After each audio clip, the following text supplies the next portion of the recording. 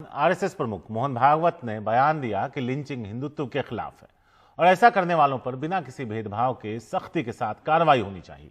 गाजियाबाद में किताब की लॉन्चिंग पर पहुंचे भागवत ने यह बात कही, अगर कोई हिंदू ये कहे कि मुसलमान इस देश में नहीं रह सकते तो वो हिंदू हो ही नहीं सकता। बोल नहीं सकते आजकल कहाँ सही है कहाँ गलत है, लेकिन कानून को अपना काम करना चाहिए, हकीकत करनी चाहिए ठीक से, बिना पार्शियलिटी किए सबका न्याय करना और दोषी को सजा। हिंदुस्तान हिंदू राष्ट्र है, गौ माता पूज्य है, लेकिन लिंचिंग करने वाले ये हिंदुत्व के खिलाफ जा रहे हैं, वो आतताई है। कानून के जरिए उनका निपटारा होना चाहिए, क्योंकि ऐसे केसेस बनाए भी जाते हैं तो बोल नहीं सकते आजकल कहाँ सही है कहाँ गलत है, लेकिन कानून को अपना काम करना चाहिए, तहकीकात करनी चाहिए ठीक से, बिना पार्शियलिटी किए सबका न्याय करना चाहिए और दोषी को सजा होनी चाहिए, हमको उसमें कोई गम नहीं। हिंदू मुसलमान एकता, हमारा तो विचार ऐसा है कि ये शब्द ही बड़ा भ्रामक है, ये दो है ही नहीं, एकता की बात क्या है, इनको जोड़ना क्या, ये जुड़े हुए हैं, ये जुड़े हुए हैं, और ये जब मानने लगते हैं कि हम जुड़े हुए नहीं हैं तब दोनों संकट में पड़ जाते हैं। बात यही हुई है, हम लोग अलग नहीं है क्योंकि हमारे देश में ये परंपरा नहीं है कि आपकी पूजा अलग है इसलिए आप अलग हैं। आपने कहा ना, आप निराकार की श्रद्धा रखते हैं, हम निराकार के साथ आकार की भी श्रद्धा रखते हैं। बात ऐसी है कि एक व्यक्ति के नाते मुझे मेरी श्रद्धा एक पर ही रखनी पड़ेगी, हिंदुओं में भी। अगर मैं निराकार मानता हूं तो मैं हिंदुओं के आकार भी नहीं मानूंगा, मेरे अकेले का जब तक प्रश्न। लेकिन मेरे समाज में आकार को मानने वाले लोग हैं, उनका मैं सम्मान करता हूं, उनकी श्रद्धा का आदर करता हूं।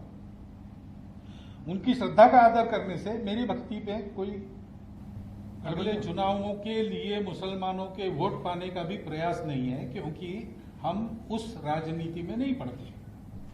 वोट की राजनीति, पार्टी पॉलिटिक्स, इसमें हम लोग नहीं पड़ते। हाँ, हमारी कुछ विचार है राष्ट्र में क्या होना चाहिए नहीं होना चाहिए उसके बारे में, और अब एक ताकत बनी है तो वो ठीक हो जाए, इतनी ताकत हम जहां लगानी है चुनाव में भी लगाते हैं कि बात जरूर है। लेकिन हम किसी के पक्षधर है इसलिए नहीं, हम राष्ट्रहित के पक्षधर हैं। उसके खिलाफ जाने वाली बात कोई भी करे हम उसका विरोध करेंगे, और उसके पक्ष में जाने वाली बात कोई भी करे हम उसका समर्थन करें। हम पार्टी नहीं देते,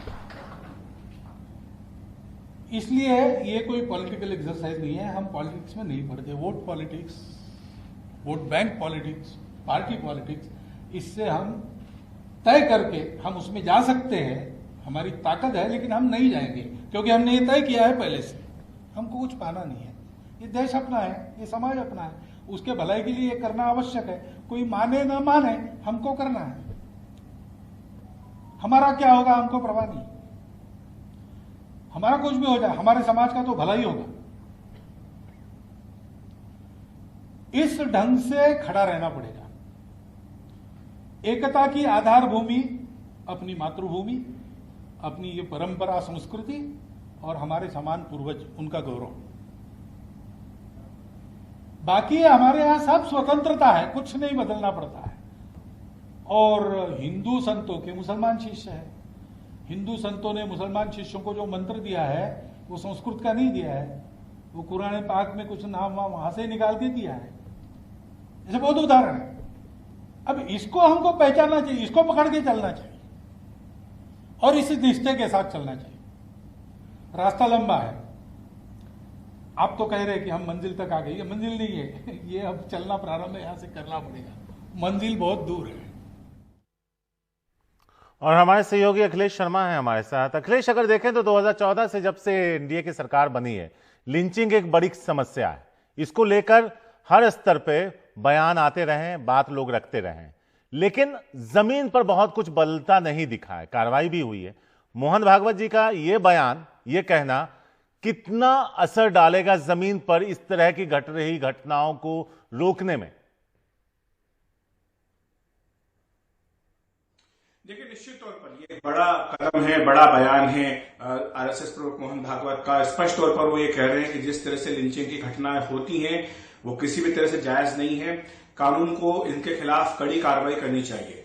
हालांकि उन्होंने ये भी कहा कि कई मामलों में ऐसा भी होता है कि जांच के बाद पाया जाता है कि जो आरोप है वो गलत है, तो ये भी इस तरह की घटनाएं भी हुई हैं। लेकिन फिर भी उन्होंने कहा कि गौ माता पूज्य है, लेकिन इसके नाम पर किसी की हत्या को जायज नहीं ठहराया जा सकता। ये बहुत बड़ा बयान हम कह सकते हैं आरएसएस प्रमुख की ओर से आया है।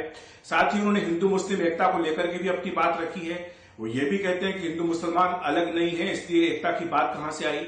वो ये भी कहते हैं कि दोनों का डीएनए एक है, 40,000 साल से एक ही जमीन पर रहते हुए आए हैं। तो ये वो सारी बातें हैं जो आरएसएस लंबे समय से करता आ रहा है। अगर आपको याद होगा कि विज्ञान भवन में जब 3 दिनों तक संवाद चला था आरएसएस प्रमुख मोहन भागवत का, तब भी उन्होंने यही सारी बातें देश के सामने रखी थी। उन्होंने आरएसएस की छवि को लेकर के भी उठे सवालों का जवाब कल देने की कोशिश की है इस मुस्लिम राष्ट्रीय मंच के कार्यक्रम में। ये जो कार्यक्रम था मुस्लिम राष्ट्रीय मंच का था, इसकी कार्यकारिणी की बैठक थी, उसमें एक किताब का विमोचन उन्होंने किया और उन्होंने ये कहा कि आरएसएस हिंदुओं को संगठित करने की बात करता है, पर इसका मतलब ये नहीं कि वो किसी को पीटने की बात करता है। तो यानी जो एकता है वो किसी के खिलाफ नहीं है, ये बात भी उन्होंने अपनी ओर से कही है। जहां तक इस कार्यक्रम का सवाल या उनके बयान का राजनीति से वास्ता है, तो इसको लेकर के भी वो जानते थे कि प्रश्न उठेंगे, इसलिए उन्होंने स्पष्ट किया कि उनका मकसद कोई वोट बैंक की राजनीति करना नहीं है, कोई चुनाव से इसका लेना देना नहीं है। हम जानते हैं कि उत्तर प्रदेश में 8 महीने बाद चुनाव होने जा रहे हैं। ये जो कार्यक्रम था ये गाजियाबाद में ही था, जो कि उत्तर प्रदेश का एक बड़ा शहर है। लेकिन फिर भी उन्होंने कहा कि इन सब का चुनाव से जोड़ करके मत देखिए। मुझे लगता है कि ये एक बड़ा संदेश देने की कोशिश थी आरएसएस को लेकर के। आरएसएस को मुसलमानों के रिश्तों को लेकर जिस तरह सवाल उठते हैं उनका जवाब देने की कोशिश थी कि आरएसएस मुसलमानों के खिलाफ नहीं है, ना ही जो हिंदू है वो खिलाफ है। अगर कोई ये कहता है कि मुसलमान यहां भारत में नहीं रह सकते तो वो हिंदू नहीं है, ये भी उन्होंने एक बड़ी लकीर खींची है। शुक्रिया अखिलेश इस पूरी बातचीत के लिए।